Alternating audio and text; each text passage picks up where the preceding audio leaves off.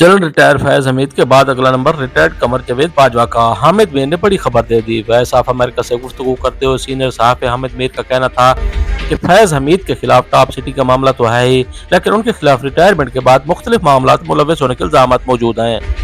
General Faiz पर एक अरसे से सियासत में मुलव्वस होने का इल्जाम है, लेकिन वो सिर्फ दौरान सर्विस ही नहीं, रिटायरमेंट के बाद भी सियासत में बहुत ज्यादा मुलव्वस रहे हैं। पाकिस्तान तहरीक इंसाफ के कई कैदीन के साथ बात करके मुख्तलिफ मामला में दबाव डालते रहे। अहम फौजी शख्सियात के नाम लेने का भी कहते रहे।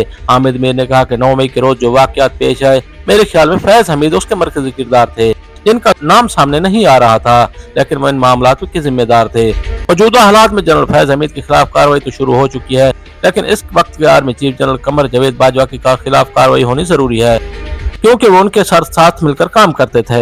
हामिद मीर ने मजीद कहा कि जनरल फैज हमीद ने आर्मी चीफ बनने के लिए बहुत ज्यादा लॉबिंग भी की थी, लेकिन शहबाज शरीफ ने उनसे मुलाकात नहीं की, उनकी कोशिशें नाकाम रहीं। हामिद मीर ने सोशल मीडिया एक्स पर वॉइस ऑफ अमेरिका को इंटरव्यू देते हुए कहा, जनरल फैज हमीद के खिलाफ तो कार्रवाई तो शुरू कर दी गई, लेकिन उस कार्रवाई में बार बार जनरल कमर जावेद बाजवा का नाम भी आएगा, जो जनरल फैज हमीद की सरपरस्ती कर रहे थे, जिन्होंने उसे DGI और कोर कमांडर भी लगाया, उसे इस्तेमाल भी करते रहे। आखिरकार बाजवा के खिलाफ कार्रवाई तो होगी।